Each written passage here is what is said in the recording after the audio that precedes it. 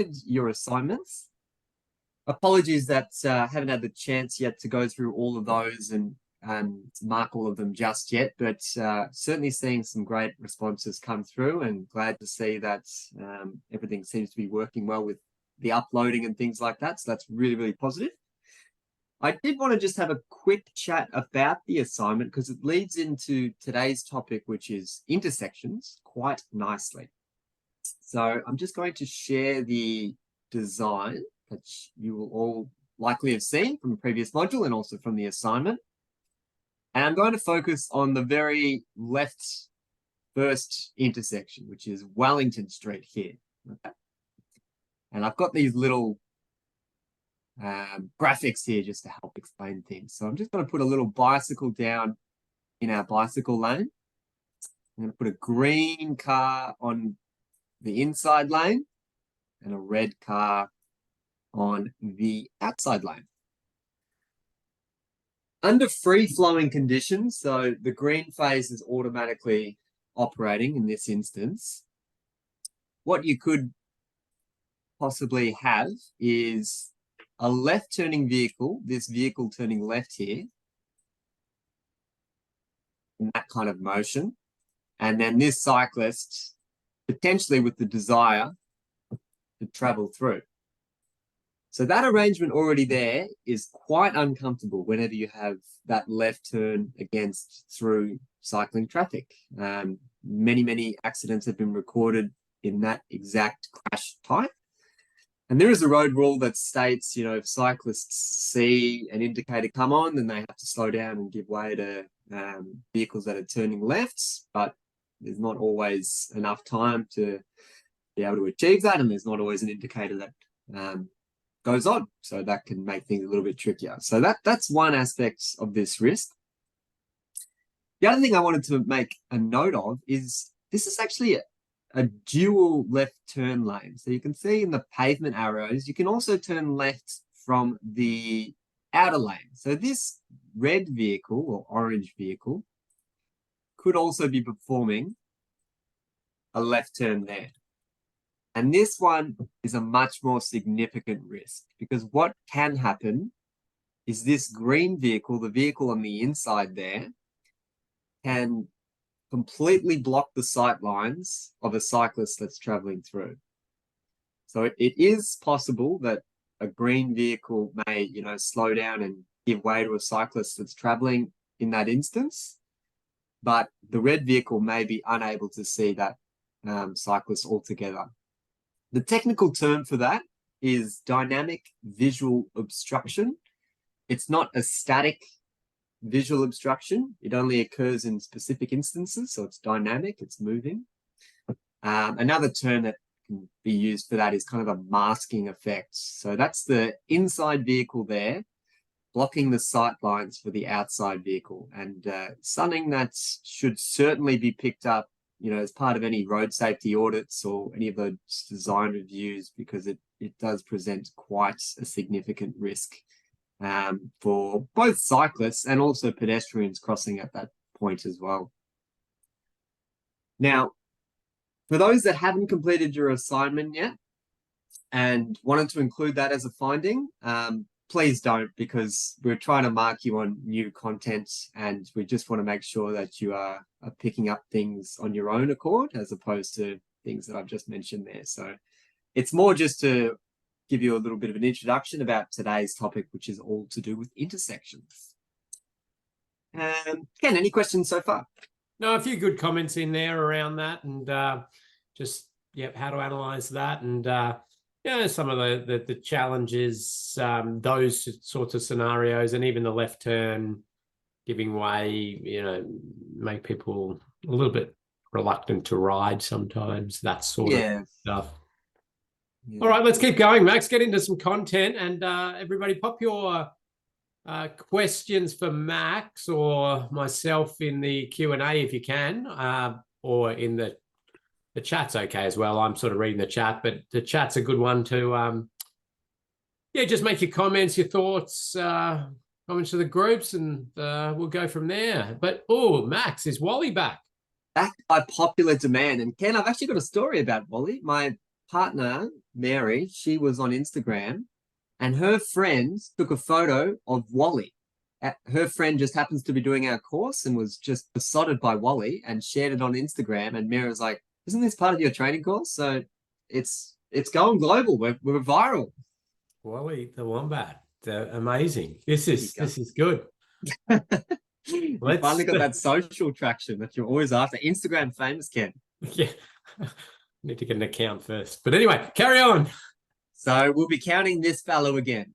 Wally is hidden in the slides today, and they are a little bit trickier. So make sure you've got your glasses on and you're ready to spot out Wally. This one is not included, so you're currently at 0. Before we get stuck into the intersections component, there was one more on-road bicycle treatment that I wanted to have a quick conversation about just to wrap up our previous module. And it's this idea of a bicycle boulevard. It's also referred to as advisory bicycle lanes. It's a relatively unique treatment whereby vehicles only have one lane of traffic to travel in both directions. So in this cross section, you can see on the right-hand side, there's a 3-meter traffic lane, but at all times, the bicycle lane at 2 meters is maintained. Okay, so most applicable in kind of your suburban local streets, low traffic volumes, low speeds. How this may look prior to any intervention would just be an absolute free-for-all. There'd just be no line marking there whatsoever. And then this kind of tightens up the cross-section and provides one lane of traffic for both directions and then bicycle lanes at all instances.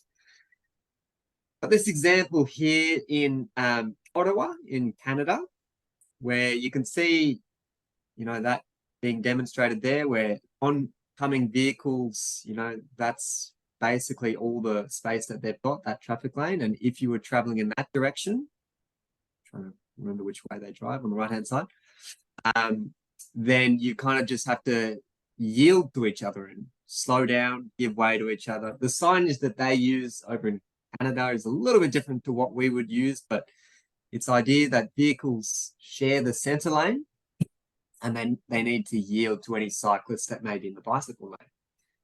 We do have a few examples of these in Australia. There's many over in Perth, but there is actually a trial at the moment undertaken in Melbourne along Napier Street, those that are familiar with the beautiful Fitzroy area. This is a little animation that the project team developed as part of this project to help with the community understanding of what's going on and how to react within this environment. So what we've got here is, in a particular point of time, we've got a vehicle that's traveling kind of up towards the top of the screen, and we've got 2 cyclists there traveling in their dedicated lane. At a moment forward in time, they spot another oncoming vehicle. Both of them need to slow down, give way to any cyclists that may be in that bicycle lane,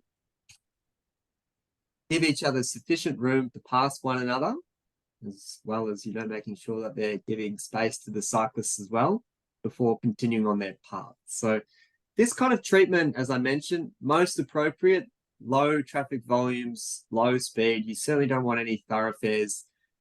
And because you've narrowed that traffic lane environment, that whole carriageway, that should also help bring speeds down, because it's unlikely vehicles would feel comfortable driving at speed in this kind of constrained environment. But you shouldn't just be relying on that. It should be coupled with lots of local area traffic management treatments.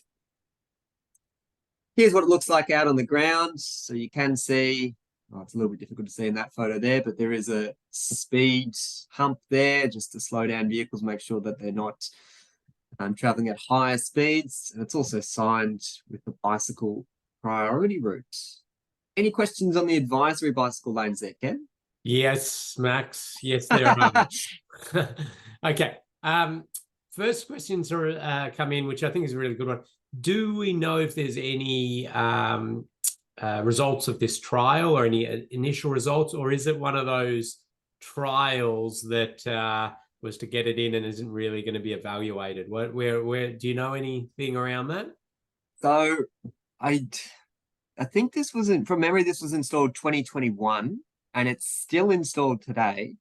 I haven't seen the trial, an actual evaluation, sorry, about the success, but I can certainly follow that up because I'd be interested in seeing that as well. Yeah, Have you seen see if anything, we Kev? can let's see if we can get that, because I really I think it's important with these sort of things that we get some data, some evidence around this, because there's a lot of opinion on these sort of things as there is with anything new. So we want to see some results. I mean, there's some general sort of philosophical questions around how it performs against safe system principles. I mean, I think the inclusion of traffic calming there is an important element to ensure speeds are down. Yeah, we just want to make sure that if those judgments aren't done correctly, which may be the case, that any incident is done at low speed. So I think that's an important sort of one there. We've got comments about the sort of heavy decision-making load. I mean, that can sometimes be advantageous in the management of an area. You don't want to be doing it for a long periods of time, but it can be good to keep people alert and be very aware. Parking, how does the parking work? Any comments on that one, Max? So you can see there is a mixture of both the angled parking and parallel parking. Both are quite a significant risk for cyclists. The angled parking, as I'm sure we're all aware, vehicles tend to just pop out and try and open up their sight lines. So they're basically entering the bicycle lane before even being able to see if there's a cyclist there. So that's a pretty big concern. And of course, with parallel parking, we've got the risk of dooring. So both of those parking arrangements are not ideal. Having a bicycle lane adjacent those facilities, but yeah, that's how it's been installed so far. Yeah, so good comments in there. I think we're probably good to keep ticking on. Bit of conversation going on around that, which is good. No worries. Just a few more holiday snaps, or vacation snaps as they're called in the States. This was from Portland as well. Just a partial road closure for general traffic, but cyclists get to ride on through. They basically just put a no entry sign here and set for cyclists, which is pretty cool. And similar kind of idea where they just put some bollards or paddles there, so motorists are forced to join a arterial road there as opposed to heading through and doing a bit of a rat run there, but cyclists can do that. So really cool example of that as well. I've showing those examples in Melbourne, but it's also being utilized in other jurisdictions. Hopefully we all managed to get our VR 360-degree video working from our previous module. We had these two examples. I'd love to hear your feedback about how you felt writing in example 1, which was a protected bicycle lane, compared to how you felt about writing in example 2, which was just the typical on-road bicycle lane, adjacent the dooring zone and adjacent the live traffic zone. Be interested to hear your thoughts about how you experienced that wearing or using the YouTube 360-degree video. We'll get stuck into today's module, which is all about intersections. So we've previously talked about moving everything off-road. We have to bring on-road cycling facilities, thinking about the mid-block section, but what do we do at the intersection? And for years, it has often been considered, the weak part of the cycling network. And generally, if one aspect of the network fails, it can be enough to make cyclists not want to get on the bike at all, because they just acknowledge that's too much of a risk and I don't feel comfortable doing there, to go in there. For decades, it was certainly common just to do nothing at intersections. You could have a bicycle lane on approach to an intersection and then just end it, and then perhaps start it up again at the other side, and that's it. Very, very useful resource that is very appropriately named, is Don't Give Up at the Intersection. This is an international resource. So it's from NACDO, which is out of New York in the USA.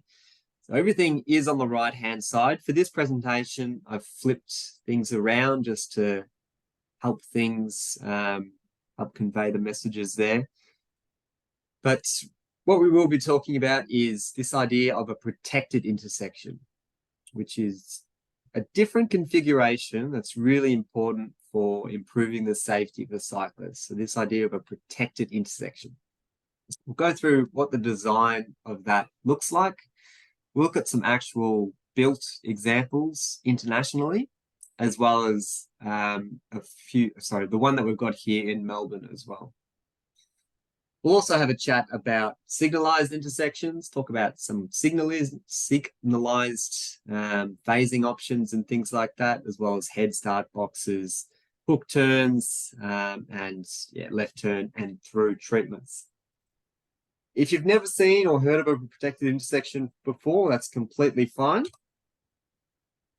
This is an artist's rendition of one that has now been installed, but gives you a bit of an idea as to what these type of facilities look like. So the first thing that you may note is at the corner of each quadrant of the intersection, there are these little refuge islands or little build outs. So that's a deliberate decision there by the design team.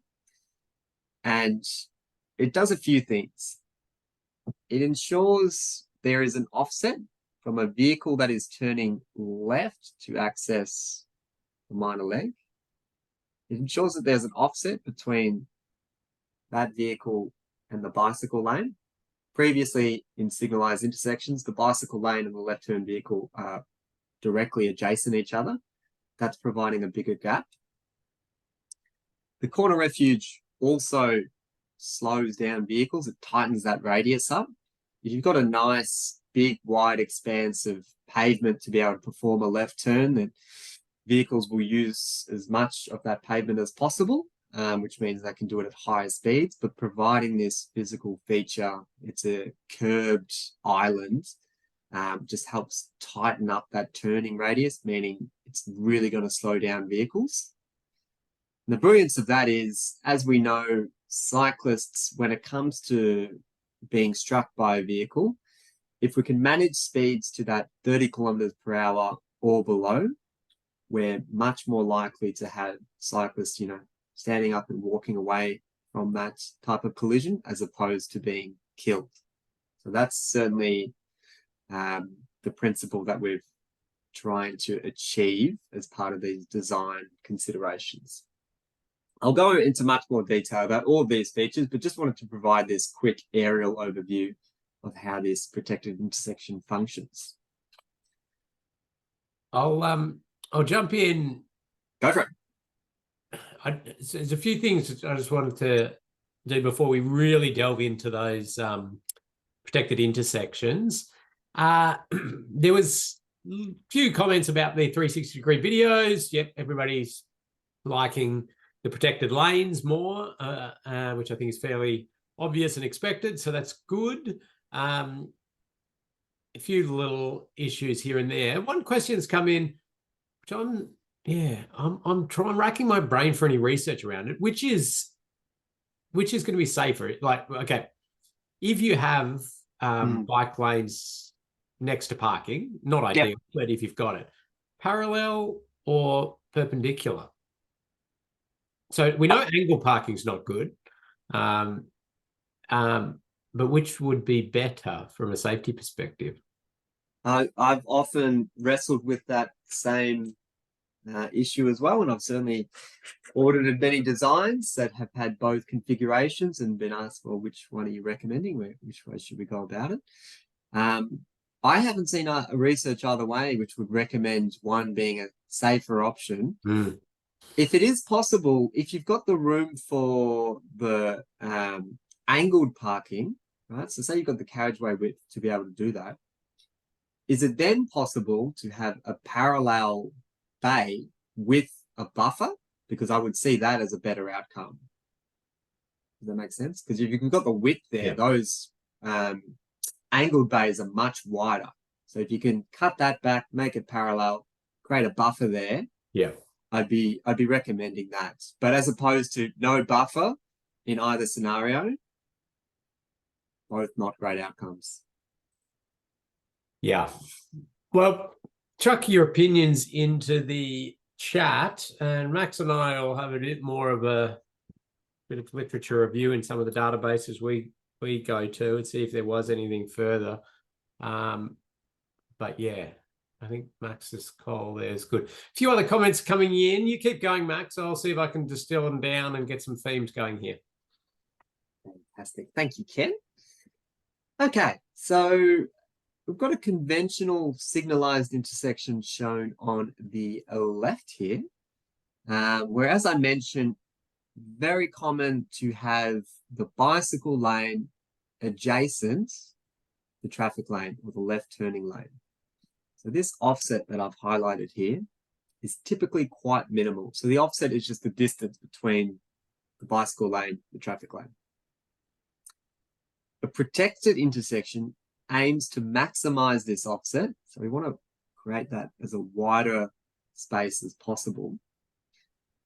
The reason that we're doing that is to maximize these sight lines. So that little window that's shown there, or that shaded section, is indicative of what the driver is seeing, okay, or where their attention is.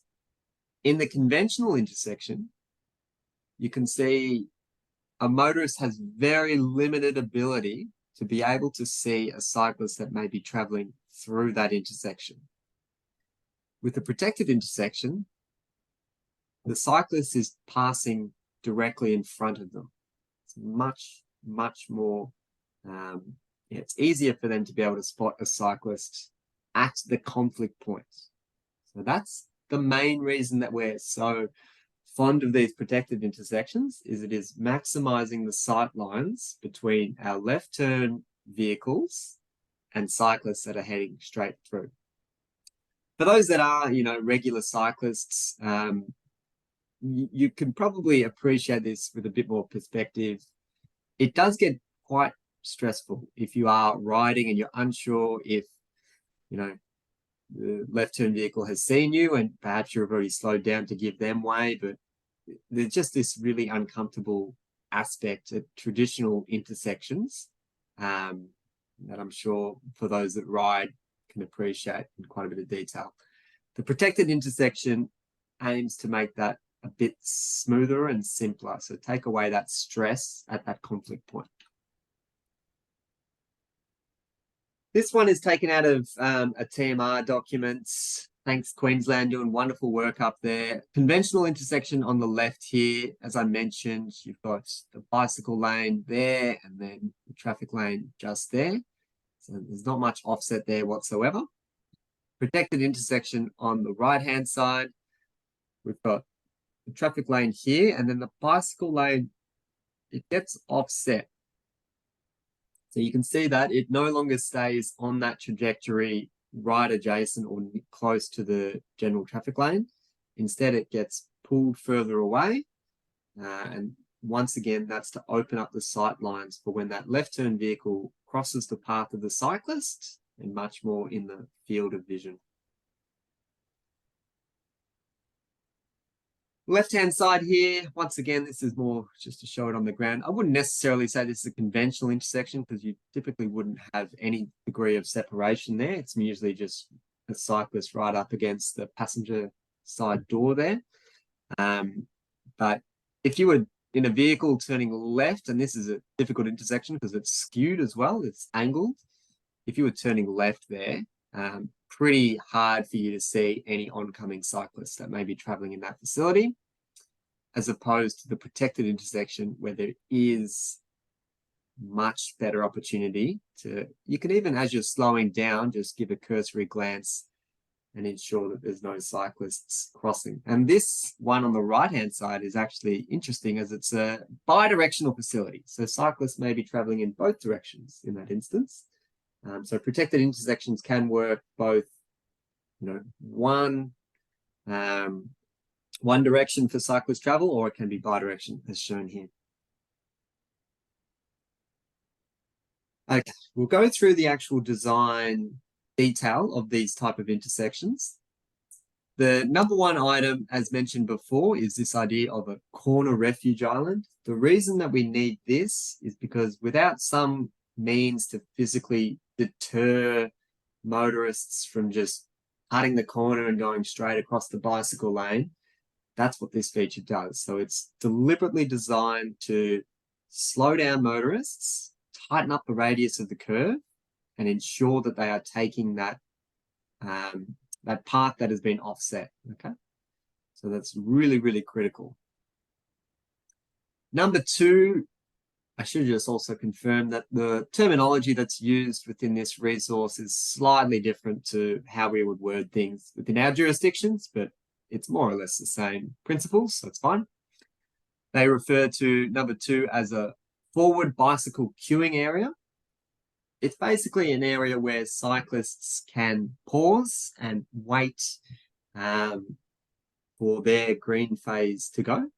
You want to ensure that there's enough space there to, hold a number of cyclists. You can certainly do simulations to determine what would be an appropriate amount of cyclists to expect during any phases, or how much room would be required to, adequately cater for all those cyclists. But it's just this space here so cyclists can pause, wait, they're off the carriageway, they know this is where they wait. When they get the green to go, they can cross over, and that's them continuing their journey there. Number three is a motorist yield zone. So this is noted there with this kind of dotted line marking. So that's just indicating that motorists need to give way to both pedestrians and cyclists as they cross over this minor leg. Number four here, I might just get rid of all these little scribbles. Number four here, pedestrian crossing island. Really, really good tip. As I mentioned in our first module with the off-road shared paths, if you've got high volumes of pedestrians and cyclists, it's best to kind of separate the two.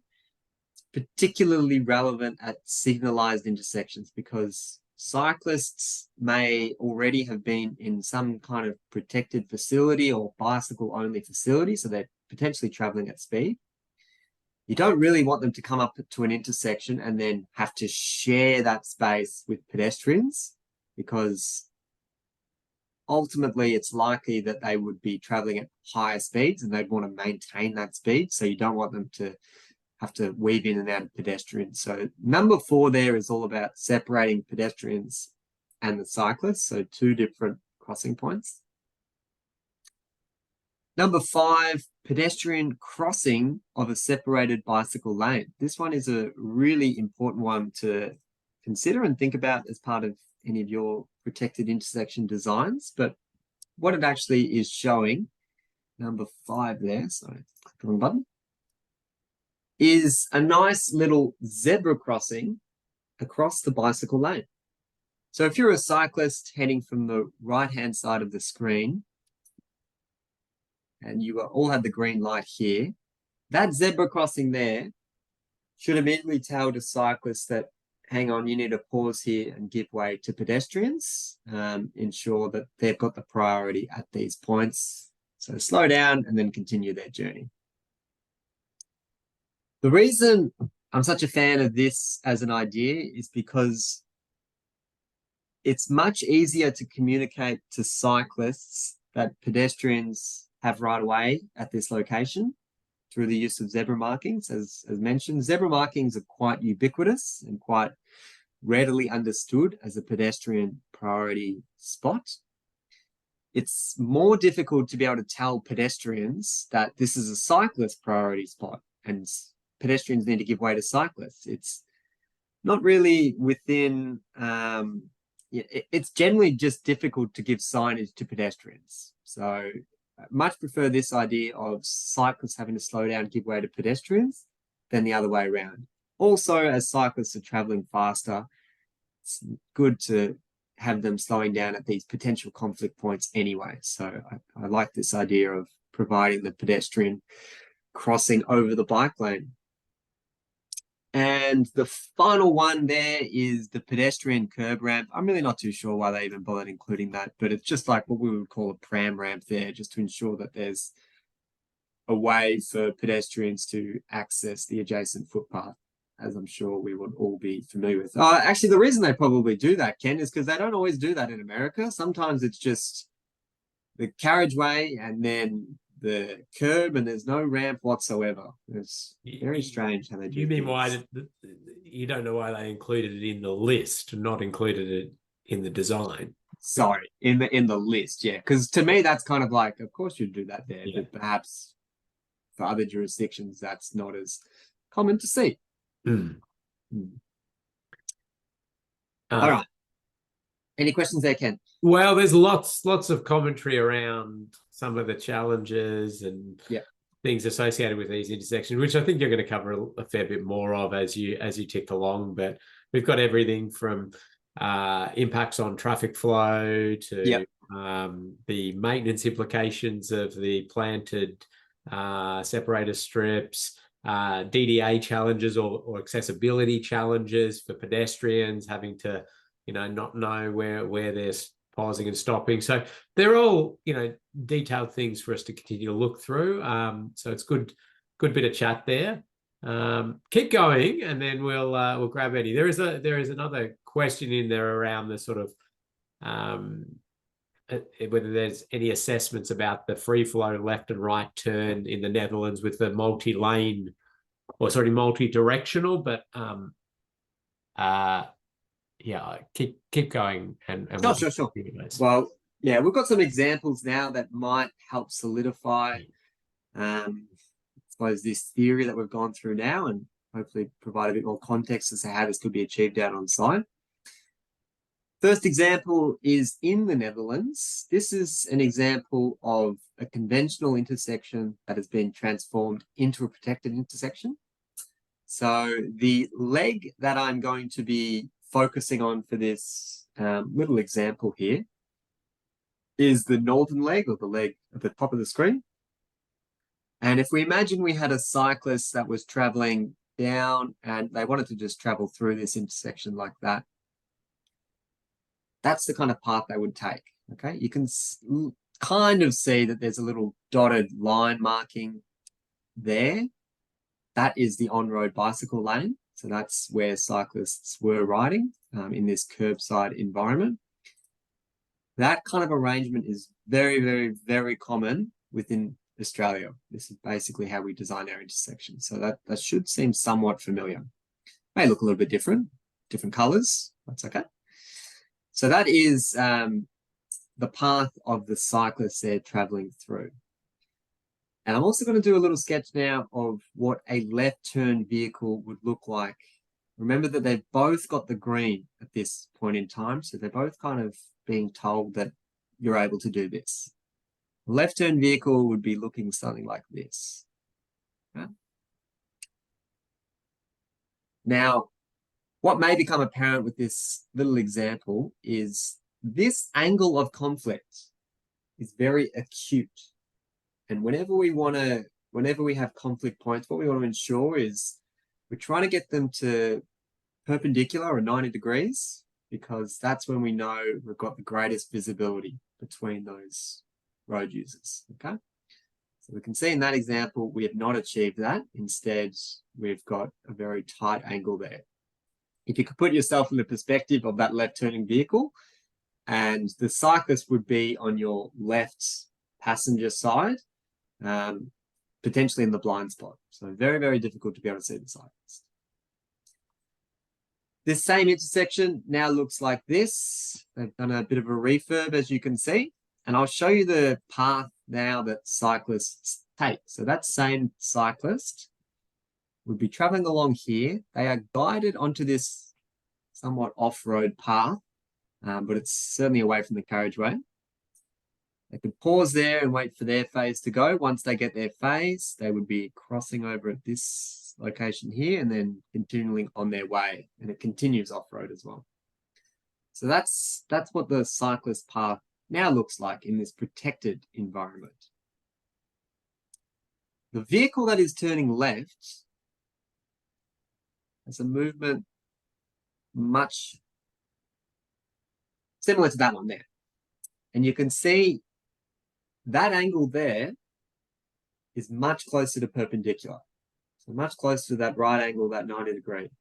And we know when we have those angles, we're much more likely to be able to see an oncoming cyclist. So where that conflict point is, that's where the driver is able to maximize their visibility. Here's how things look out on the ground. And I've got a little bit of a question for the group, I suppose. Might go to the next one as well. Is there anything that you think is a little bit unordinary or a bit strange? Something that might, I don't know. I think this is an odd example to have picked, but they're doing here in the Netherlands. Give you a moment to have a think about that. And I'll check in with Ken if I've missed anything or anything that I need to clarify. No, lots of good chat going on. I like to see that. Anthony's clarifying correct terminology around curb ramps as opposed to pram ramps.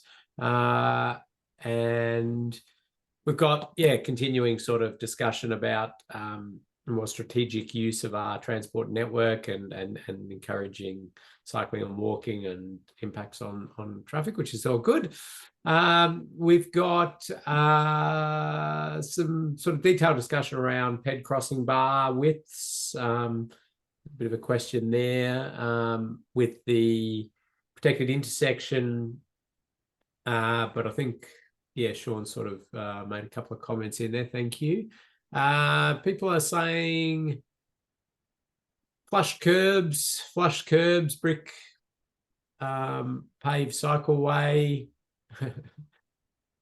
You have commented that there's a strange wombat sign in the Netherlands. Didn't know that was there. It's around the mountable curb. Yeah, that was what I was most alluding to there. See how this is footpath level, and then this is the footpath level, and then this is the footpath level. It's all kind of just that one flush level. Very peculiar. I imagine what we may have as issues within our jurisdictions in Australia is would have vehicles kind of just using this entire area to get a nice sweeping bend around that curb. So this is not a particular design that we would be, recommending. Would be flagging that as a bit of a risk there. Would be instead trying to get that as a raised curb there, just to be able to ensure that we're slowing down vehicles and making sure that they take that path there. Ken, you look puzzled. Yeah, well, Dale's asked a good question. Is this, so where are the pedestrians crossing? Is this just a cycle only crossing facility, or is there a ped crossing just to the right of that? It's a little hard to... If anyone has access to that source just there, feel free to give that a click. From memory, I thought there was a pedestrian crossing there, but it doesn't look like there's any sign for that. So perhaps it is just... a little hard to see. It is a little hard to see. Yeah, I think there is. Oh, yeah. The DDA. Yeah. So they're just cross adjacent. Behind it. Yeah. It's just a little hard to see in that other photo. Yeah. Back there. Good. Okay, let's keep going. Doing well. We've got more on protected intersections, don't we? Yeah. We do. Lots of content because we really consider this best practice for signalized infrastructure. Signalized intersections. So we want to make sure that we got this well understood. So we'll go through another example here. This one is in Maryland in the United States. Similar principle here where we can see we've got these corner refuge islands at each quadrant of the intersection.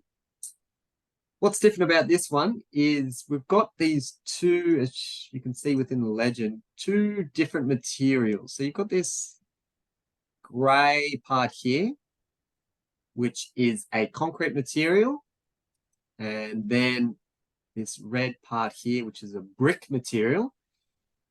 give out a prize to anyone in the chat that can suggest, apart from the contrast that provides, any other suggestions why that might have been implemented. So why are there those two different materials, both a concrete and a brick? You've blown people's mind by mirroring your image and then saying it's from the US. So yes, correct, everybody. In order to be able to visualize it better for the Australian context, it's been flipped over. Just sorry. Thank you. Now we are having. I think I saw the answer in there, which is it is a mountable apron, which Lots of people saying that, so that's good. Let's give a prize out. I forgot to give a few prizes. Murray can have a prize for that.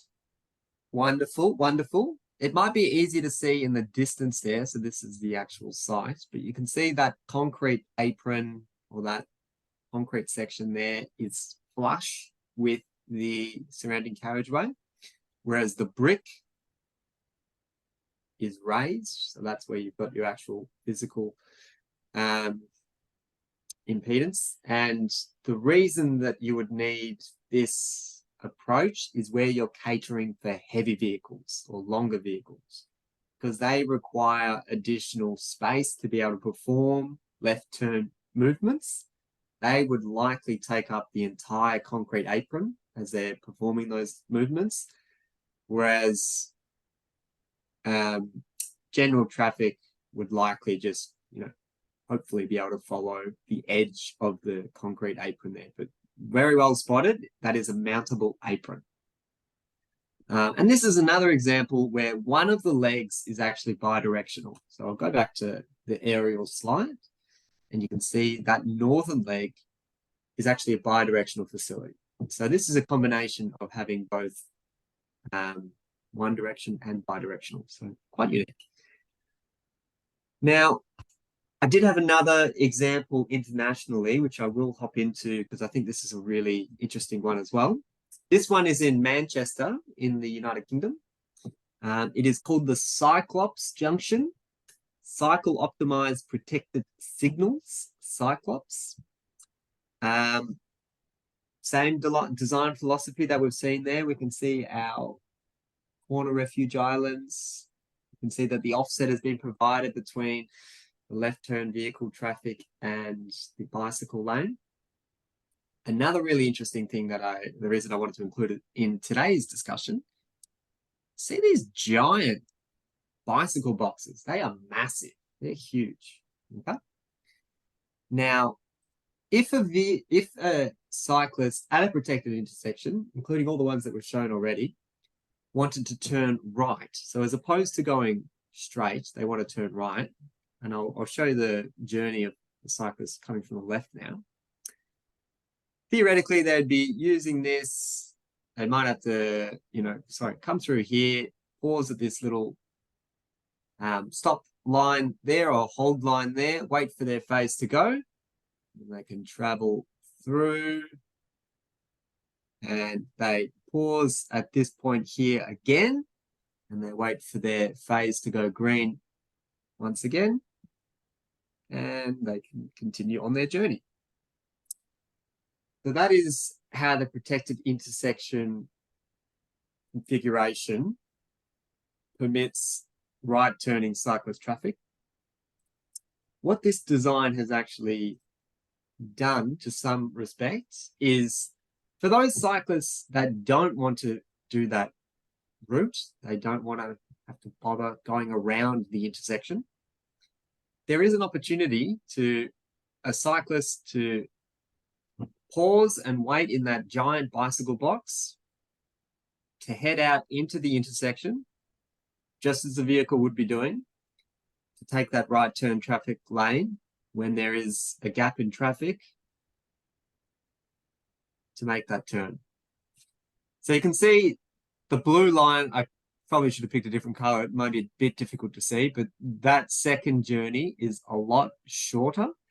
And for those cyclists that do feel very confident riding in traffic lanes, that's likely what they would take. In fact, even if that bike box wasn't there, that's likely what they would be taking anyway. So I think this is a really good example of being able to provide a facility that, you know, encourages cyclists to take the safer option where they're less exposed, or where they are conflicting with vehicle traffic, they're much more visible. But it doesn't necessarily say this is exactly where you need to be going at all times, and, you know, acknowledges that there are different demographics and cycling confidence levels. So a really good example of providing for both of those instances. Here's how things look out on the ground there. Another photo of that one there. Remember before when I jotted down how nice it is to see the zebra crossing across the bicycle path? I think that's another opportunity where that could have been installed in this scenario. They've used a yellow paint there, and perhaps that's well understood to mean pedestrian priority, but certainly within our jurisdictions, I think it'd be a good decision to mark that as a zebra crossing. Why, questions come in, why have the pedestrians been put into the middle there as opposed to the outside of that? Why have they been put into the middle as opposed to the outside?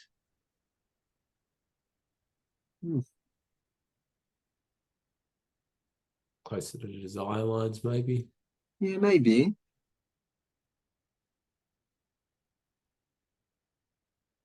I couldn't tell you. I'm not 100% sure about that. You'd still have the conflict either way if it was like between the cyclists and the pedestrians, if that was flipped. Yeah, so less conflict between the bikes and the peds crossing it. That's a good point. It's been made. Yeah. And shorter distance to walk, as we said. So shorter distance, yeah, that's fair. Yeah. Okay. Good thinking. How are we going for time? Do we want to stop for a break or just go through this last section? Yeah, let's take a 5-minute break, Max. Fill up a coffee, and then looks like we've got some Australian examples there. Yeah, before I hop into Melbourne's protected intersection, let's do a 5-minute. So my clock will say 10:56, and then we can re-adjourn.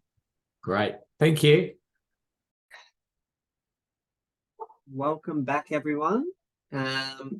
This next example I was just going to show, just to close out the topic of protected intersection, was Melbourne's protected intersection. This is an aerial image of how things were looking prior to any intervention. A little bit difficult to see here, but on the bottom right-hand side, there is a protected bicycle lane adjacent that park area there, but it's also next to the dooring zone. It's actually really, really narrow, the separation there. But what's actually occurring is a cyclist that may be traveling here in that facility, they get this protected on-road facility. They come up to the intersection, and then there's nothing. Okay, it just ends. There is a tiny little bike box there, but that doesn't really do a significant amount. So you've got this kind of area here where you've got the left turn vehicle lane, and the cyclists are just expected to sort themselves out. Okay, that's how things looked prior to any intervention. Afterwards, this is how things look. So this is the start of that protected intersection. Now, those with kind of eagle eye vision, you may have noticed that one of our stand-up lanes did disappear. So this was the previous case. Oops, sorry, wrong button. Previously, we did have a left turn dedicated lane, a through lane, and a through and right lane. There were 3 lanes, 3 stand-up lanes at that intersection. One of those got eaten up by the off-road, so the separated bicycle lane there to provide that offset. So that's been eaten up by that bicycle lane. So now you've got a left and through and a through and right combined traffic lanes there. Here's overall how that intersection looks now. Similar to the other examples and imperative to all of them is this idea of the corner refuge island. So you can see that those have been installed. Now, the way that this design progressed, because this was quite innovative and new for Melbourne, it did require a lot of engagement as well as a lot of, researching and reviewing what other international jurisdictions are doing. In particular, there was a bit of concern regarding the corner refuge. Okay, so this is just to show the iterative process that's led to the development of this corner refuge design.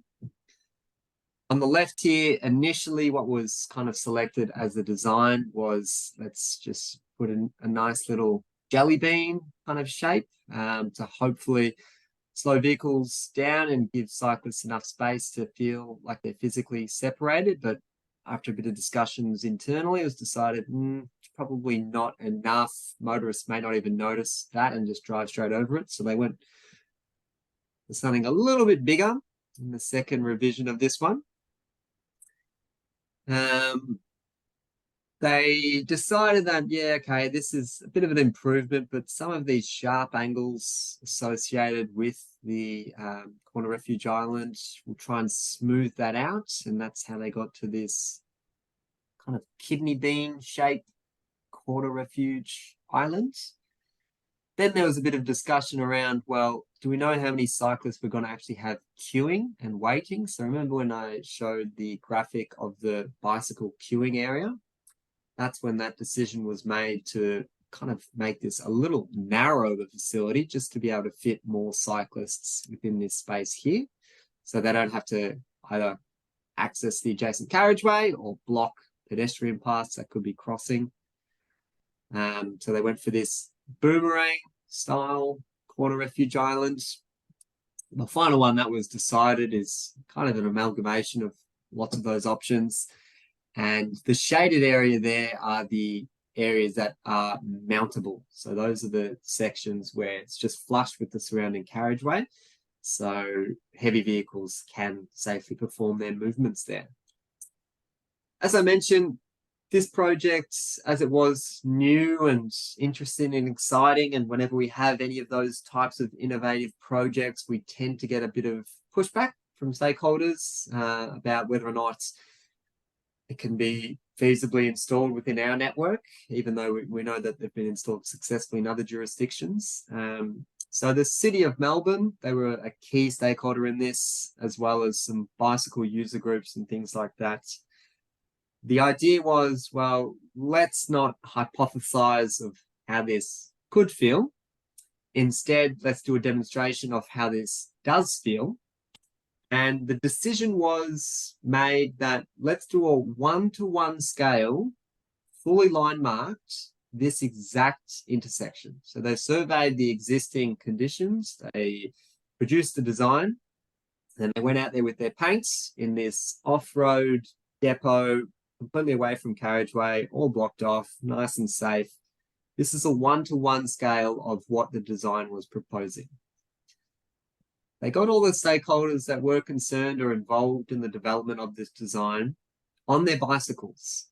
They also got a pilot test vehicle to, drive around this particular intersection, perform left turn through movements, right turn movements, and see how everyone felt riding in this environment. So this was a real demonstration. Here's just another shot from this at an aerial lens, where all the stakeholders got to feel like, they could experience what the real infrastructure would look and, feel like. So you can see there's a cyclist there. They're about to cross over there. A pedestrian's about to cross over as well. This vehicle here is turning left, and that's where opening up our sight lines at that location there at the conflict point is the reason that we're doing this protected intersection there. So really good way to manage stakeholder engagement is if you are able to actually do real life demonstrations, and appreciate that this is probably above and beyond what you would typically do for run of the mill projects like splitter islands or anything like that. But for anything that's a bit more innovative or out of left field, it's probably a good way to go about it to help alleviate any of those concerns. And eventually this did get the green light. It was constructed and is currently installed out there in Melbourne. And did the shape of the island, was it sort of determined by that turning template of a design vehicle? Absolutely, yeah. So that certainly comes into play. And I was also just included this slide here as well with not just the radius or the mountable apron of the corner refuge island would be considered as part of those swept path analysis, but also where you've got your hold line. So that's a vehicle that is propped here and waiting to travel through. That may need to be pushed back as well to enable any of your heavy vehicles to be able to safely perform their movements there. So you can kind of have two effects installing this protected intersection. Good. We'll show you the example out on the ground and then we'll move on for protected intersections. I'm sure you're all very tired of me saying that word over and over and over, but I did want to just show this is an actual example of riding through this intersection there. We have a taxi here that is turning left. You can see that their blinker is currently engaged. This yellow line is a conventional intersection where cyclists would traditionally travel. And the green line is the path there of the taxi. This is a moment in time. So although, in photos, it looks like it's a while away, this is instantaneous, okay? All of these things are happening instantaneously. And at this point in time, if you're a cyclist at a conventional intersection, you basically need to be slamming on the brakes because perhaps you didn't recognize that this taxi is turning left or for whatever reason. So yellow is that traditional path that cyclists would take. That really light green is the left turn vehicle's path. And this offset path, denoted there by the purple, is the new path that cyclists are taking. Once again, another split second in time. And this is once again how things are looking. So the conventional cyclist crossing, you can see you've got that really tight angle. Whereas where cyclists are crossing, it's much more ability for that taxi driver to be able to see the cyclist crossing and to be able to slow down and give way there. If you also look through the passenger window, you can see that the taxi's neck is actually facing towards where I, as the cyclist, was crossing over. So it's really a great demonstration of the reason why we're installing these intersections is because it just maximizes those sight lines. So he's doing a fantastic job. Just included this one as well, just as a reminder, not only are we thinking about sight lines at the intersection and at the conflict points, but also leading up to the conflict point. So ensuring that there's no parked vehicles or any roadside obstacles or furniture that could impact on those sight lines. And the reason that's so critical is two-part. So the motorist can see a cyclist and a cyclist can see the motorist. So it works in both, from both perspectives in that sense.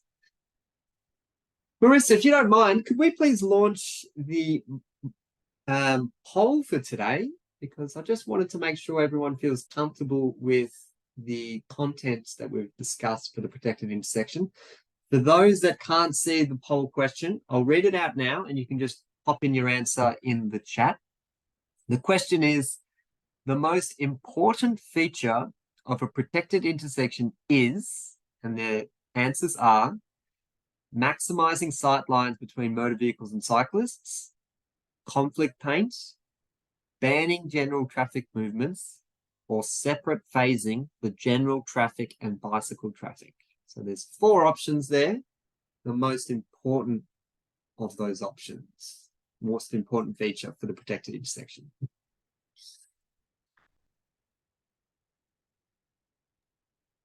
Okay, some answers coming in there nicely. Couple of comments about the jelly beans or the little islands being run over a fair bit. Maybe need to be made a bright color on these sort of things, which I think they were changed to a brighter color at one point.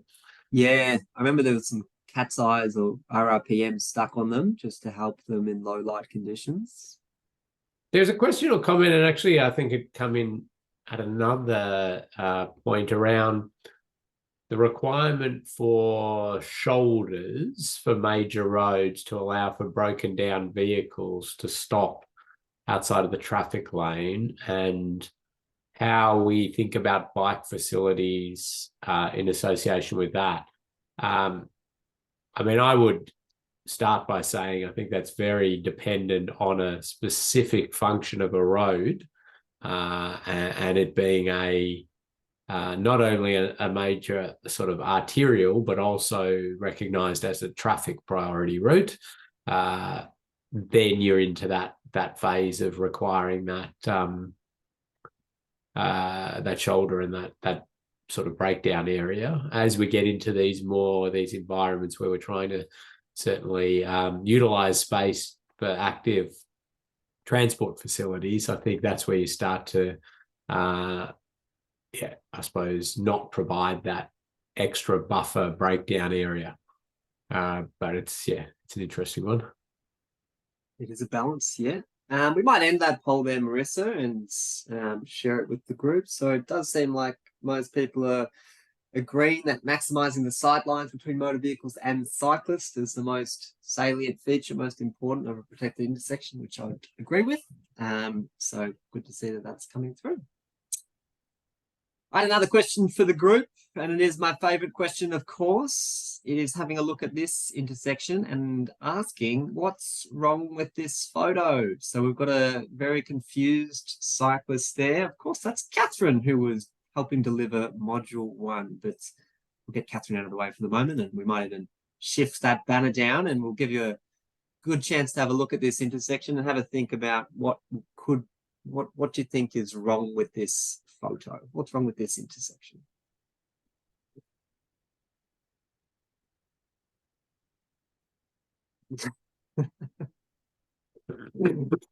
Well, you're probably seeing them all flying in here, Max, all the comments and questions. I mean, yeah. So directing cyclists into oncoming traffic, the alignment,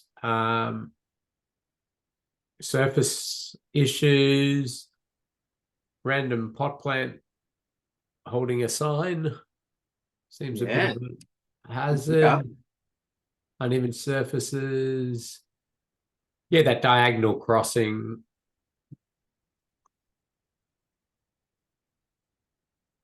Yeah, so lots of good comments in there.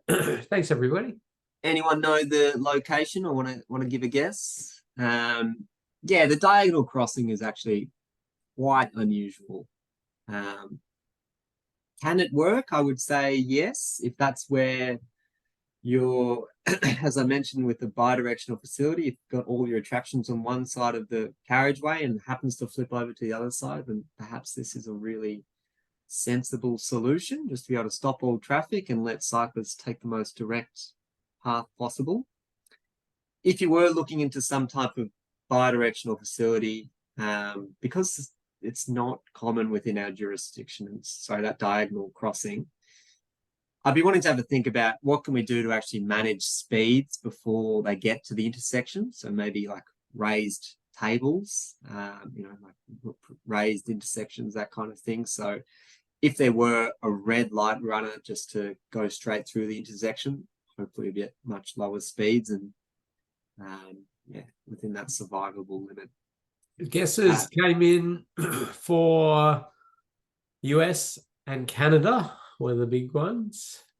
This is Canada, and one that your father, Ken, shared with me many moons ago when he was up in Canada, which I thought was okay. Prize for Blake there, first one to pick Canada. Prize for Dr. Tom Beer as well. Okay, yes. I will send it on to him. Max, you did an interesting post on LinkedIn of dual lane. So how do you change from bidirectional to single direction through an intersection like that? You're not covering that in this little bit, are you?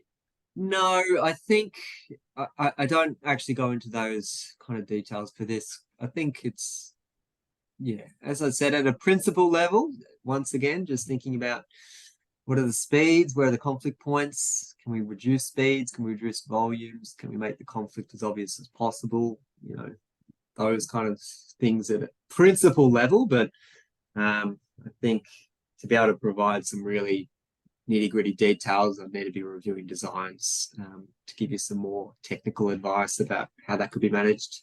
Yeah, Sorry, but Ken. worth connecting with Max on LinkedIn and having a look at that post that he did if you're interested in that.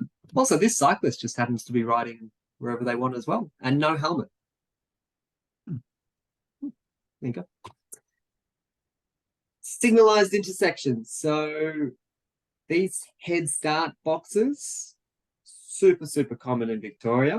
I've got to say they're almost like a staple as part of most signalized intersections. Other jurisdictions, not as much, but something that we would strongly encourage because it enables cyclists to get that priority position. They're right there at the front, able to position themselves in a location with the best visibility. So it makes a lot of sense to be able to give them this prime position.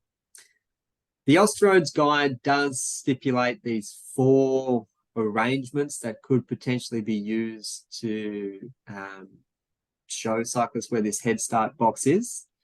And I'll have a bit of a chat about them. Example A is where you've just got the head start box just demarcating the bicycle lane, and it's just a tiny little spot in front. I don't think this is a great one really whatsoever. I much prefer example B, where we've got space there to actually park the bicycle in front of that left turn vehicle. Okay, so it's much more comfortable as a cyclist just to be able to position yourself, even if you have to hold up traffic for those few seconds as you get onto the pedals and start accelerating through the intersection. But to be able to position yourself in that area of greatest visibility is a real win. So I prefer option B there. Option C, I don't know really what's going on with this design. I question this one, why it's in the Austroads. Super uncommon, I would say. In these instances where you've got, you know, a right turn bicycle facility and also a through one, I'd be much more inclined just to do one wide box that just provides cyclists that entire space to be able to occupy. You can still do additional markers with the turn arrows if you need to signify where cyclists should position themselves to either go through or right, but having this little break in it just seems a little bit odd to me. And example D there, where it's just, as I was suggesting there, just having the bike box extend across all traffic lanes. Now, what the bike box does, in addition to just providing that improved visibility, it can be used as a means of wayfinding. And what I mean by that is, so let's take example B. If I was a cyclist traveling and I saw this bike box and it only extended here, I would be expecting intuitively that I can travel straight and I would see a bicycle lane. I could travel left and perhaps there'd be some type of bicycle facility there. But I wouldn't anticipate if I turned right, like that's not being really encouraged by that bike box. So perhaps that's going onto a freeway or onto a busy arterial, and I don't want to be turning right. Like it's not signifying for me to be positioning myself there. So it's got that wayfinding essence. If we compare that to example D, where it is just across all lanes, I would be anticipating that regardless of which movement I'm taking, left, through, or right, I would be expecting some degree of cycling infrastructure to continue my journey there. So those are their head starts, okay? And strongly encourage you to flick through that as part of all your signalized intersection designs, because I think they're just a small difference can in the design can actually make cyclists feel a lot more comfortable riding within that space. Approaching the intersection. So before we were all looking at protected intersections where we were trying to maximize that offset, but acknowledge that not all carriageways have that ability, or perhaps the investment just isn't there. So what else can we do just maintaining our existing curb line to curb line without taking away any traffic lanes? So this is where this idea of left turn and through treatments come in. So the example on the left shows a vehicle that is turning left to access the left turn lane. They've got this little dotted line marking, which is suggesting, you know, they're entering a new lane, a new space, which is good, not that unconventional. And it's supported by this sharrow. So we talked about that in our last module. And those are areas where cyclists can claim the traffic lane, so they can ride in the middle of the traffic lane and be treated just like a vehicle. So that is one option that you can look at here, where it's just basically ending the dedicated cycling facility and creating a shared space where cyclists and traffic vehicles commingle. The second example is referred to as like a bent out example, where the cyclist, the bicycle lane actually crosses over the left turn lane, like so. And the idea behind that is, as left turn vehicles are turning in there, you've got better opportunity to see one another because you're crossing once again more perpendicular, and able to highlight that conflict points with the green bicycle paint there as well. Both of these options, of course, involve the potential for conflict. So you've still got that opportunity for cyclists and general traffic to be able to collide at relatively high speeds. So they're not quite as attractive as our protected intersection, but we do need to acknowledge that not every intersection is going to be a protected intersection. So that's what this discussion is about. Now, I will share this anecdote about my previous ride to work, to the Brunswick office. So I used to live east of this intersection, and so I'd be riding to work left and then going home from work to the right.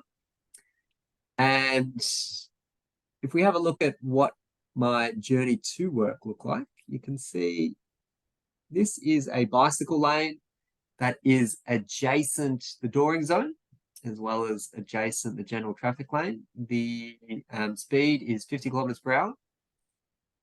As I approach this intersection, it's got that treatment that I showed just before of the bicycle lane kind of just ends, but we do have these sharrows to communicate to both myself as a cyclist and traffic that are turning left here that this is a shared space. You're sharing this with cyclists, so, you know, be cautious. Is it a gold star, you know, example or treatment? No, I would not say that that's absolutely fantastic, but as someone that is experienced with signalized intersections, I'm relatively comfortable with this approach, and you know, I can I feel relatively safe approaching that type of intersection. And obviously we can't be thinking of your own personal experiences as indicative of the entire cycling community, but just wanted to share this anecdote. On my way home from work, very, very similar facility. It's an on-road bicycle lane, adjacent the dooring zone, adjacent the live traffic lane. It gets to about this point here where it just disappears completely. And instead it's replaced by a left, a through, and a right turn traffic lane. But there is no provision whatsoever for cyclists as you approach that intersection. this arrangement is super, super common. In fact, and correct me if I'm wrong here, Ken, but it used to be kind of in the guidance that if you don't have the space, then don't kind of do anything and just let cyclists fend for themselves as they approach this intersection. Yeah, I think it actually might still be in guidance lingering around. There you go. So much more uncomfortable riding home from work as opposed to work, because there's just you feel out of place. You feel like you're not actually supposed to be there on the carriageway, and consequently vehicles kind of treat you like that as well. So it's much more uncomfortable in that environment. Any questions, Ken? Yeah, there's a few. I'm just Dale's given us another head start option, which I'm just about to upload to the chat for people to have a look at. And we've got, some questions around the suitability of these sorts of unprotected intersections in different environments. And again, these, I think, is a bit all sort of case by case. And how well they align with safe system principles and those sorts of things. It is a little bit case specific. Any sort of comments generally on when you would want to see protected intersections, when you're okay with this sort of lesser treatments for cyclists? Yeah, so I do try and, maintain a pragmatic view on these things and acknowledge that no time soon are we going to have an unlimited fund where we can just go and rebuild every single intersection that looks like this. So the way that I kind of suggest prioritizing investment is, if we have identified areas of our network that we have said, yep, that's a cycling corridor, that's a strategic cycling corridor, that's the most important network for cyclists, that's really when we should be prioritizing investment for them as well. So if it does happen to cross an arterial road, maybe that comes at the expense of general traffic having X number of lanes, and things are going to be more congested there. But, this is the only route that cyclists have to access the CBD or the railway station or whatever it is. Like, this is strategically the most important route for them. So let's try and ensure that we're giving them infrastructure that is going to attract cyclists, because setting up things like this is probably only going to give you a certain demographic of cyclists. So yeah, that's generally my rule of thumb there. Just any of those really strategically important corridors you've nominated, let's try and give them the gold standard. Okay, good. There's some questions about how to cater for right turning cyclists, which I think you cover in a few slides, or as an option at least. Yes, certainly at signalized intersections. Yep. Have we ever considered trams and or light rail in these protected intersection designs? So it would follow a similar principle with just general traffic. What you'd want to be considering, as mentioned previously, whenever cyclists do cross over the light rail tracks, you want to ensure that those movements are as close to 90 degrees as possible. So the 60 to 90 degree window is considered, the safe crossing angle for cyclists. So if there is an offset and, you've got that kind of movement where cyclists need to change their path in order to continue their cycling journey, you want to ensure, if they were crossing over any of those light rail tracks or anything like that, that they are crossing at a safe angle there. But yeah, I don't see any reason why you couldn't design protected intersections at or adjacent light rail stops or facilities. Similar question actually that I had recently is, could you do protected intersections at unsignalized intersections? And yes, you could. I actually have a little note there to include another Portland photo, Ken, because I just want to keep getting as much as I can of a unsignalized protected intersection. Okay. Yeah, let's keep ticking along. I just uploaded Dale's one, although I'm trying to figure it out myself there at the moment, where the head start is.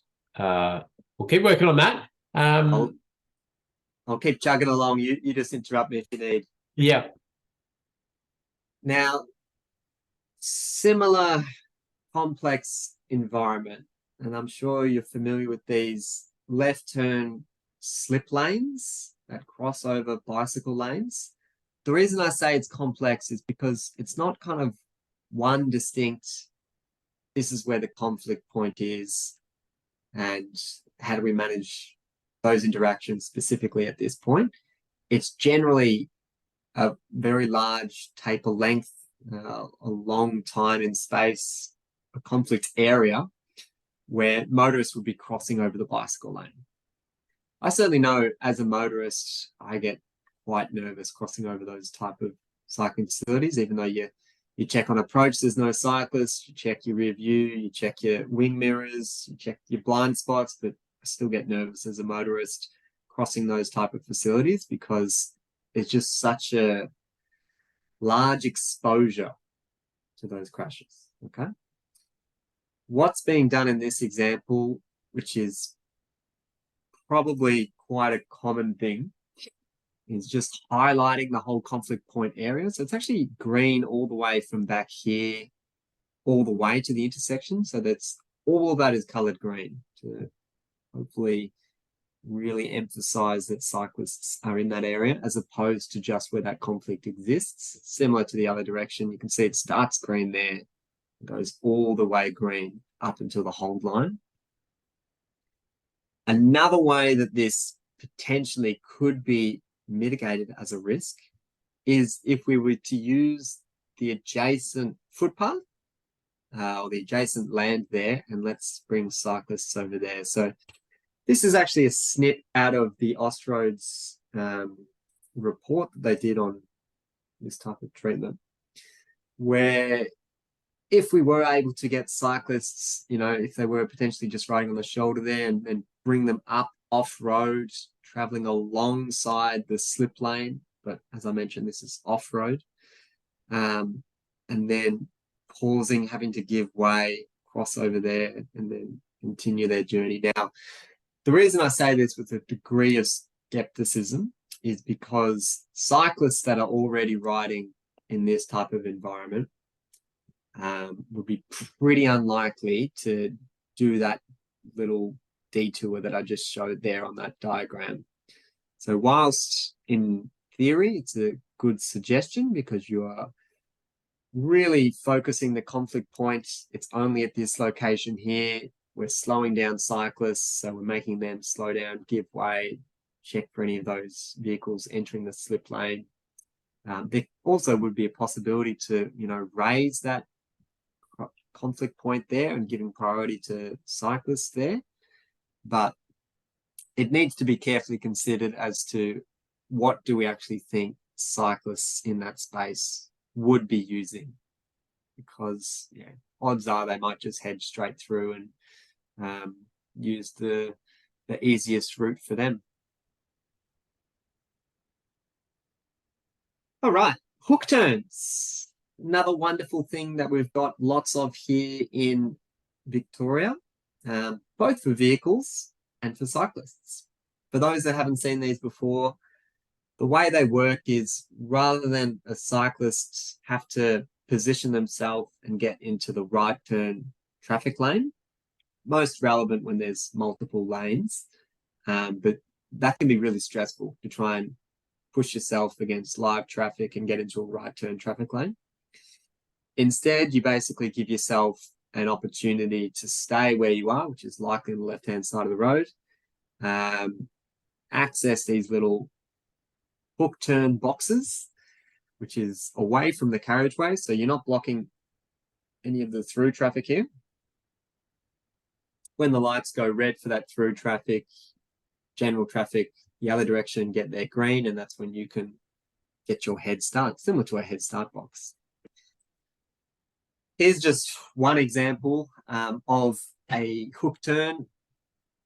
It's actually provided at each leg of this intersection as well, and similar as that wayfinding effect, whereby if a cyclist is to see that there's a hook turn facility available there, I would expect if I was turning right there, that my cycling facilities would continue.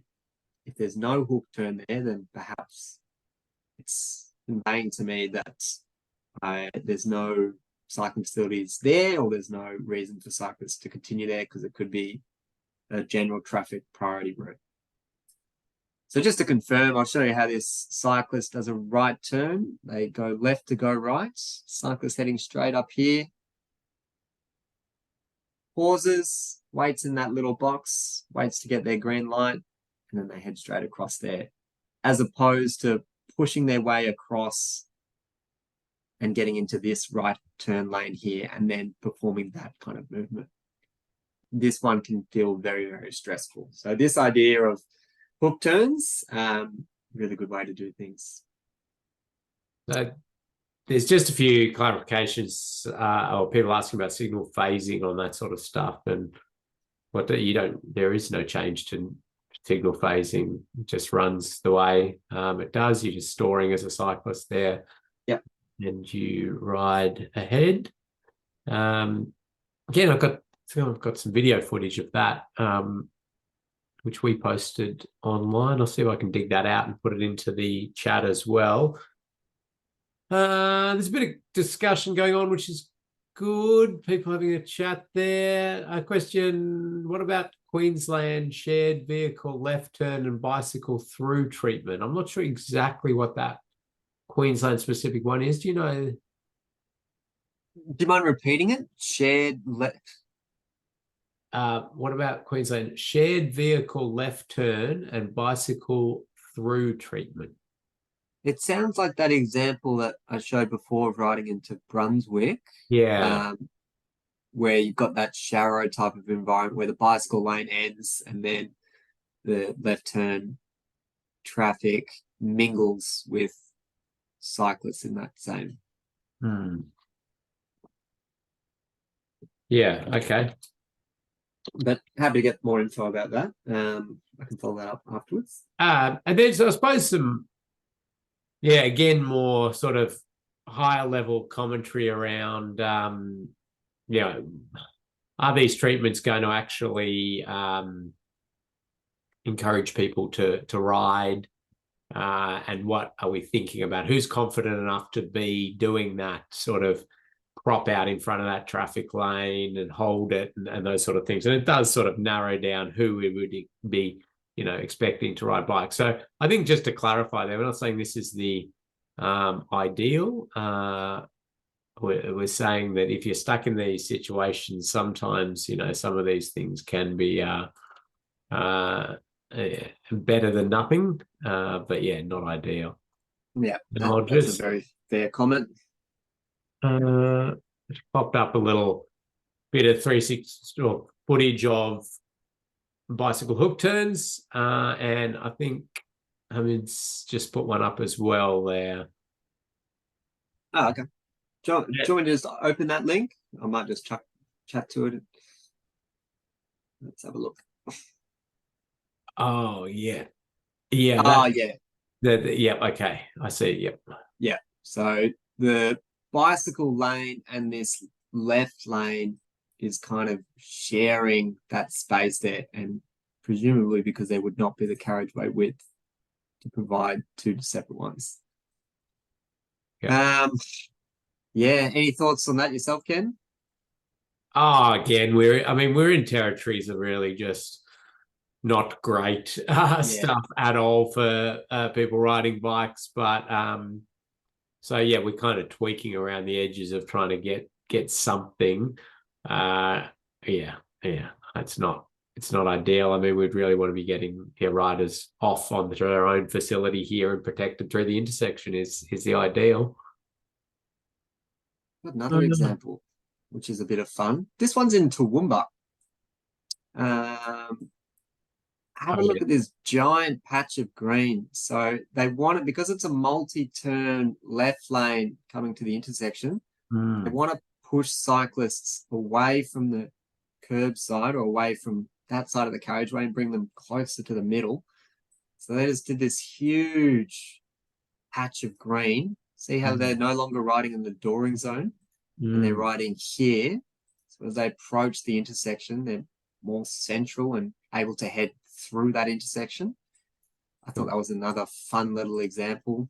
Yeah, it really I does. certainly- yeah. That reminds me of that sort of social media thing of somebody sort of pushing a pram along, the middle of one of these with, vehicles either side as a demonstration of how sort of, uncomfortable it is and relatively unsafe for somebody riding through those areas. And you feel it, don't you, when you're doing it and you've got cars zipping by you to do a left turn and right turn. It's not great. But yeah, let's see if others have got questions. Pop those in. We've got a few links have been put in there, which people can look at after the session. I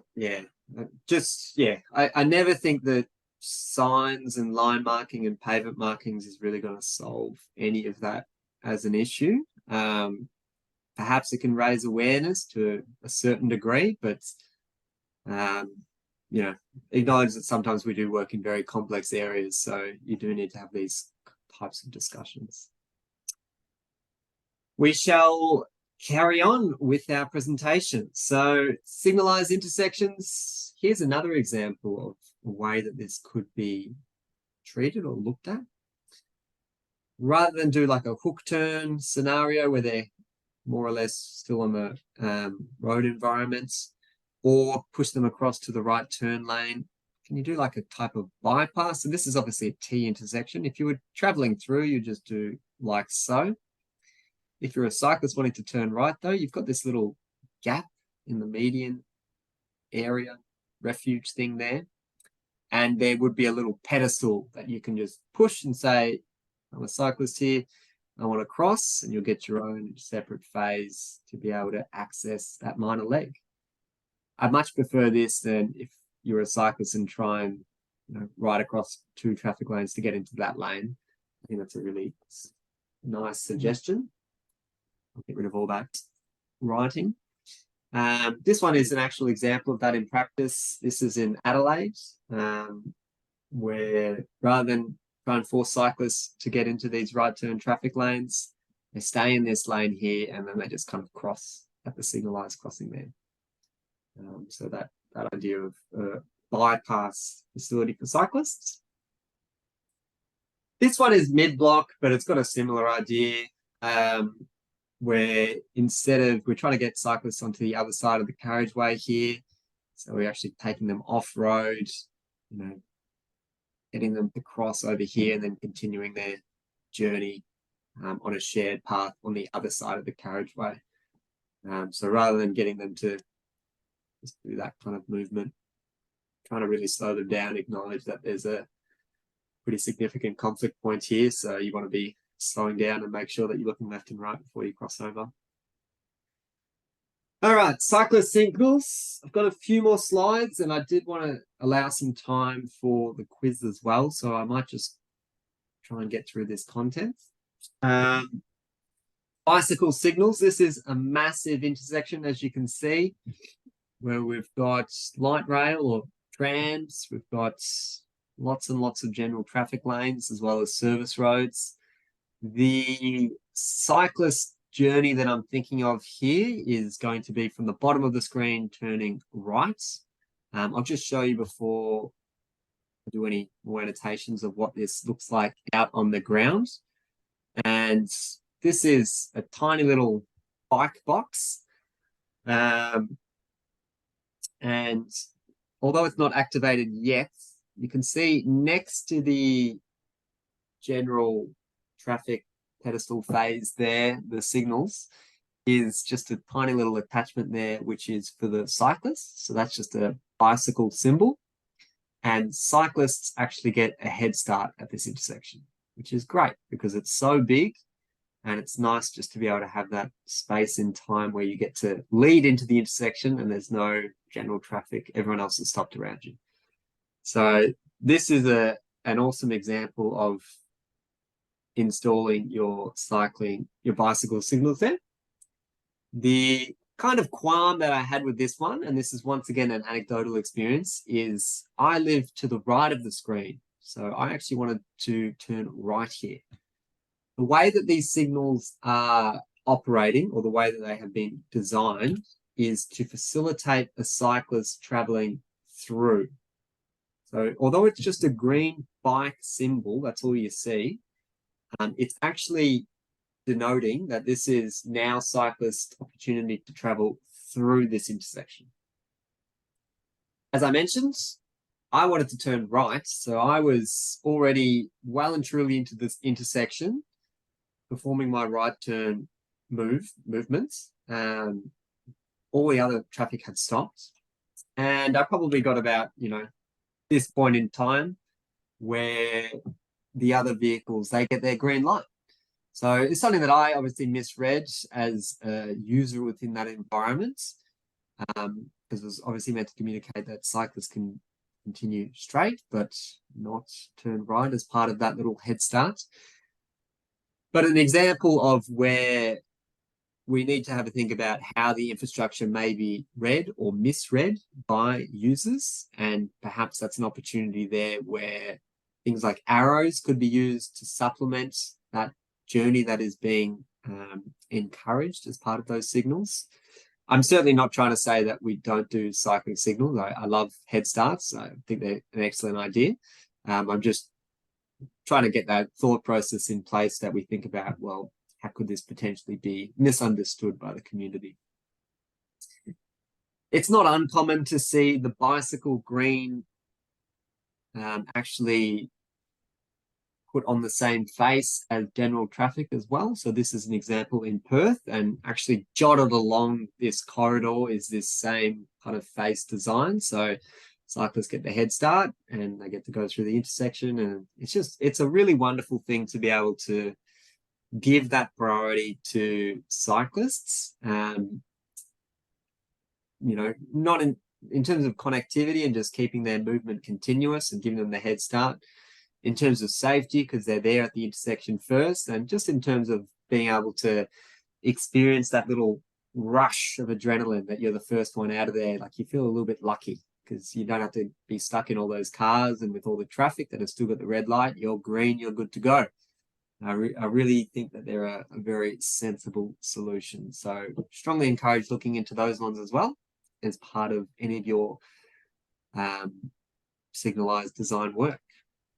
That was the end of all of the content for today's. As I mentioned, I will just have a quick discussion around the quiz for today. And I did just want to share this slide here as well. This was actually the temporary traffic management that was set up for the construction of Melbourne's protected intersection. So you had this wonderful cycling improvement project currently being built, but this was what was being implemented in interim, which is bicycle lane closed, merge right. Merging right with absolutely no, forewarning that that was going to occur. Prior to this is actually a protected facility, so you could have had cyclists that don't feel comfortable at all mingling with traffic, and you've just forced them into that incredibly uncomfortable situation. So just wanted to reiterate, if you are doing any temporary traffic management projects with cycling infrastructure that already exists, how are you going to maintain that connection? This is an example where a detour off the road could have genuinely been looked at, and it's a shame to have seen this kind of installed as it was, but rest assured, it's all up and running now. We've got the protected intersection. Ken, any questions, or are you happy for me just to get stuck into the quiz? There was a couple of, it was a 25 km/h speed limit. It would have been a 40 km/h speed zone. Is 40. construction sites around most of Australia, although there was a good point in there that some have now progressed to doing lower speed zones in temporary environments, which you've always had the ability to do. Obviously, South Australia ahead of the curve on that one with the 25. I just thought, Max, I'd quickly show, just because there'd been some discussion. I just saw that there's a hook turn sign there, Ken. Look at that. Oh, sorry, I missed it. I just stole your screen at the same. That's bad. I had it coming. I reckon this one. So, out there the other day, I thought this has got to be the longest ever push them into the push for people riding. So you come off that shared path facility and you get pushed down along here. Down here, and then through the intersection, they continue in the middle of the in the middle of the turn lane there, all the way up to this one. So that's next level. If anybody can beat that for length, I'll give you an extra prize. So obviously not going to encourage many people to be riding their bikes there unless they're uber confident cyclists. All right, Max. So the quiz is in the learning management system for people. It is, yeah. So module 3, hopefully everything looks very familiar by now. We've got another 360-degree video. Please watch that prior to Thursday. So you're welcome to just watch it now before the session ends, before you get stuck into your lunch. And our module 3 quiz, once again, click on that link there. You've got 3 attempts. Any issues, please get in touch, but hopefully everything's running swimmingly by now. Anything I may have missed there, Marissa or Ken? No, nothing from me, Max. Seems to be all covered. Yeah, you've done well there, Max. There's a couple of other really good comments in there people can have a read of. And thank you to everybody for their active participation in the chat, sharing links, pointing out interesting bits and pieces. There's lots of and there's another one that comes in. There's lots of sort of interesting jumping between very detailed discussion about cycling infrastructure design up to more strategic planning, thinking about how we get more people onto bikes and the interaction between the two. So I'm enjoying the chat. So thanks everybody for getting involved in that. And next session is our last one, is it? It is already. It is on Thursday.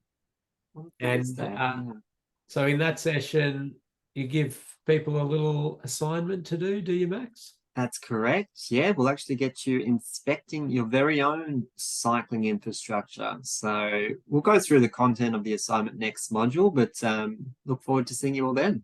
Yeah, but important, get caught up on the quiz, get everything ready so you can just finish off that little assignment at the end and be done with the course. But thank you. We'll look forward to seeing you a couple of minutes before next session. Max has got more trivia, so we'll see you on Thursday. Farewell. Have a lovely day. Good day.